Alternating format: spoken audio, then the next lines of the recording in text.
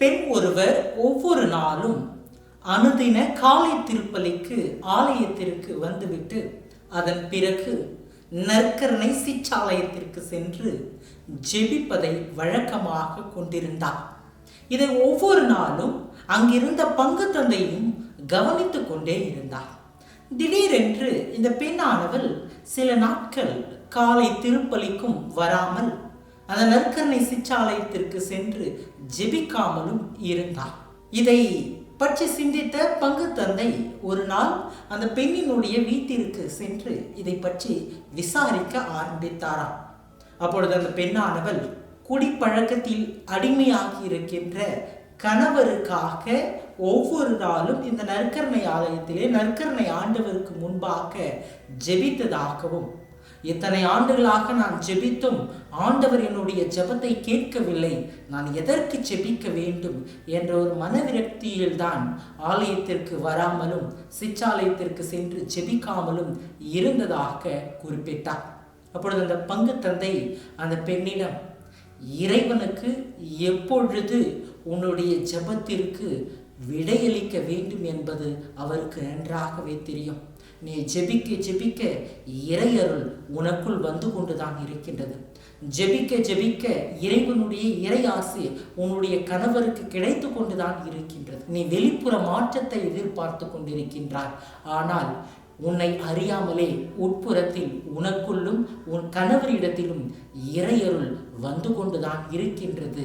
நிச்சயம் இறைவன் உன் ஜெபத்திற்கு விடையளிப்பார். எனவே தொடர்ந்து நம்பிக்கையுடன் விடாமுயற்சியோடு ஜெபி என்று அவர் அழைப்பு கொடுத்தாராம். அதன் பிறகு அந்த பெண்ணானவளும் ஒவ்வொரு நாளும் அதே போல ஆலயத்திற்கு வந்து திருப்பலியை கண்டு அதன் பிறகு சிற்றாலயத்திற்கு சென்று நற்கரணை ஆண்டவர் முன்பாக ஜெபித்தாராம். அன்பார்ந்தவர்களே, அந்த பெண்ணினுடைய கணவர் நோயுற்ற போது அவர் தன்னுடைய மனைவியை அழைத்து தான் செய்த பாவத்திற்கெல்லாம் அவரிடம் மன்னிப்பு கேட்டு பங்கு தந்தையையும் வர சொல்லி அவரிடம் ஒப்புரவு அருள் அடையாளத்தையும் நோயில் பூசுதல் என்ற அருள் அடையாளத்தையும் பெற்று குடும்பத்தில் உள்ள யாவருடனும் பாவ மன்னிப்பை பெற்று சமாதானத்துடன் மகிழ்ச்சியுடன் இந்த உலகை விட்டு சென்றாராம். அப்பொழுதுதான் அந்த பெண்ணுக்கு இறைவன் தன்னுடைய ஜெபத்திற்கு விடையளித்திருக்கின்றார். இறைவன் ஒவ்வொரு நாளும் நான் ஜெபிக்க ஜெபிக்க என்னுடைய கணவரை மனமாற்றம் செய்திருக்கின்றார் என்பதை புரிந்து கொண்டார். கிறிஸ்தியேசுவில் அன்பார்ந்த சகோதர சகோதரிகளே, கிறிஸ்தவர்களாகிய நம் ஒவ்வொருவருக்கும் இதே போல எண்ணற்ற சிந்தனைகள் எழுவது உண்டு. நானும் ஒவ்வொரு நாளும் ஜெபிக்கின்றேன், ஆண்டவர் என்னுடைய ஜெபத்திற்கு விடையளிக்கவில்லை, நான் எப்படி தான் ஜெபிக்க வேண்டும், எவ்வளவு நேரம் தான் ஜெபிக்க வேண்டும், யாரிடம் தான் ஜெபிக்க வேண்டும், எதற்காக தான் ஜெபிக்க வேண்டும், உண்மையாகவே நான் ஜெபிக்க ஜெபிக்க ஆண்டவர் என்னுடைய ஜெபத்தை கேட்டு எனக்கு அருளை தந்து கொண்டிருக்கின்றாரா என நம்மில் பல கேள்விகள் ஒவ்வொரு நாளும் எழுவதுண்டு. கிறிஸ்தியேசுவில் பார்த்த சகோதர சகோதரிகளே, பொது காலத்தினுடைய 17வது ஞாயிற்றுக்கிழமையை கொண்டாடி மகிழ்ந்து கொண்டிருக்கின்றோம். இன்றைய நாளிலே இன்றைய இறை வார்த்தை வழிபாடு, குறிப்பாக இன்றைய நற்செய்தி வாசகம் இயேசுவை போல நாமும் ஒவ்வொரு நாளும் ஜெபிப்பதற்கு நமக்கு அழைப்பு தருகின்றது.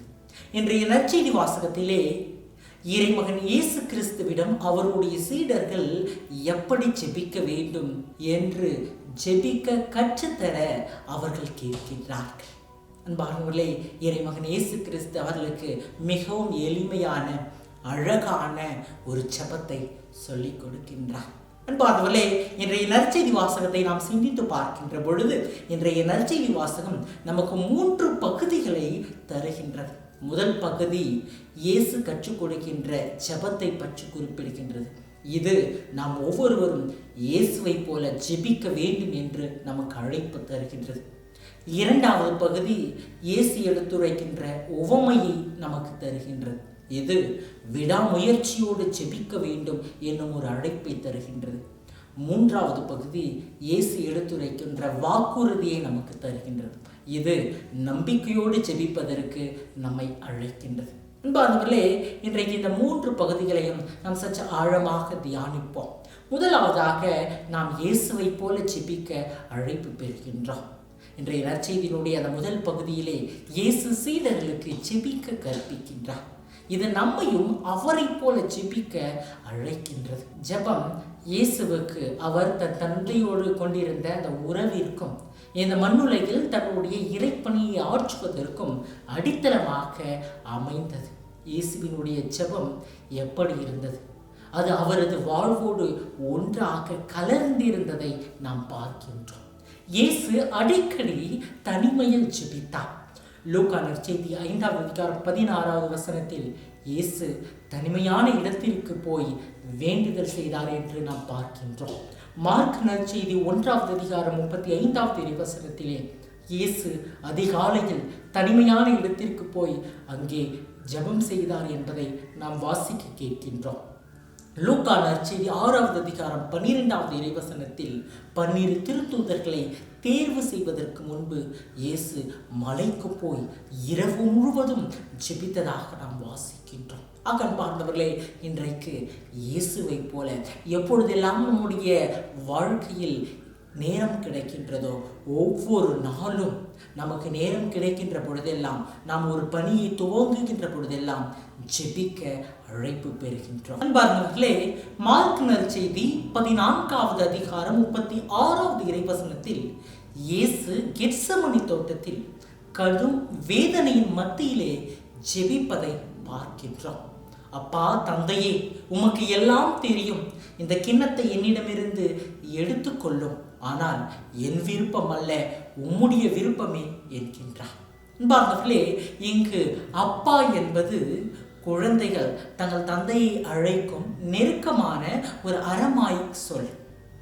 இயேசு ஜெபத்தின் வழியாக இந்த அப்பாவினுடைய உறவில் இணைந்திருந்ததைப் போல நாமும் அவரில் இணைவதற்காகத்தான் விண்ணுலகில் இருக்கின்ற எங்கள் தந்தையே என்று ஜெபிக்க இன்றைக்கு நம்மையும் அழைக்கின்றார். இயேசுவினுடைய இந்த ஜெபம் உணர்வு பூர்வமானதாக இருந்திருக்கின்றது. அதனால்தான் இயேசு கெத்செமனி தோட்டத்திலே ஜெபித்த அந்த ஜெபத்திலும் இன்னும் இயேசு சிலுவையில் இருந்த பொழுது என் இறைவா என் இறைவா ஏன் என்னை கை நீக்கின்றீர், மத்தேயு நற்செய்தி 27வது அதிகாரம் 46வது வசனம். அவரினுடைய உண்மையான உணர்வுகளை இந்த ஜெபங்கள் வெளிப்படுத்துவதை நாம் பார்க்கின்றோம். அவர் தனது வேதனையை மறைக்கவில்லை, மாறாக தனது உண்மையான உணர்வுகளை அவர் தந்தையிடம் எடுத்துரைப்பதை நாம் பார்க்கின்றோம். அன்பார்ந்தவர்களே, இது நம்மையும் இயேசுவை போல முழு இதயத்துடன் நம்முடைய உள்ளார்ந்த உணர்வுகளை ஜெபங்களாக அர்ப்பணிப்பதற்கு அழைப்பு தருகிறது. அதே போல இயேசுவினுடைய ஜெபம் நன்றி உணர்வு நிறைந்ததாக இருப்பதை நாம் பார்க்கின்றோம்.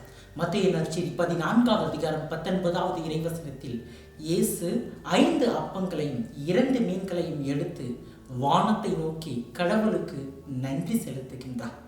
யோவான் நற்செய்தி 11வது அதிகாரம் 41 மற்றும் 42வது இறைவசனங்களில் தந்தையே, நீர் என் வேண்டுதலுக்கு செவி சாய்த்ததற்காக உமக்கு நன்றி கூறுகின்றேன் என்று கூறுகின்றார். பார்த்தவர்களே, இன்றைக்கு நாமும் வெறும் மன்றாட்டுகளாக ஜெபிக்காமல் இயேசுவை போல நன்றி உணர்வோடு ஜெபிக்க அழைப்பு பெறுகின்றோம். ஜெபிக்கின்ற பொழுதெல்லாம் நம்முடைய வேண்டுதல்களுக்காக மட்டுமே ஜெபிக்கின்றோம். ஆனால் இயேசுவை போல நாம் இறைவன் நமக்கு நம்முடைய வாழ்க்கையில் செய்த எல்லா நன்மைகளுக்கும் நன்றி கூறி ஜெபிக்க அழைப்பு பெறுகின்றோம்.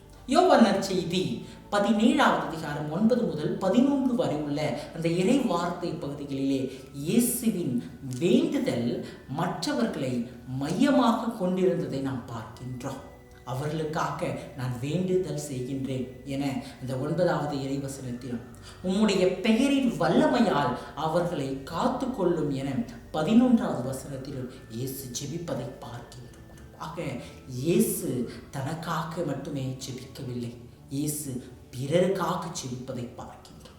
இன்றைக்கு நம்முடைய ஜெபங்கள் சுயநல ஜெபமாக அல்லாது பிறர் நல ஜெபமாக, பிறருடைய நலனுக்காக ஜெபிக்கின்றவர்களாக இன்றைக்கு நாம் மாறுவதற்கு அழைப்பு பெறுகின்றோம். ஜெபிக்க கற்றுத்தாருங்கள் என்று கேட்டது ஜெபத்தை ஜெபிப்பது என்று தெரியாமல் அல்ல, மாறாக இயேசுவை போல இயேசு ஜெபித்த அந்த ஜெபத்தினுடைய பண்பு நலன்களோடு இயேசுவினுடைய அந்த உணர்வு பூர்வமான ஜெபத்தை ஜெபிப்பதற்காக.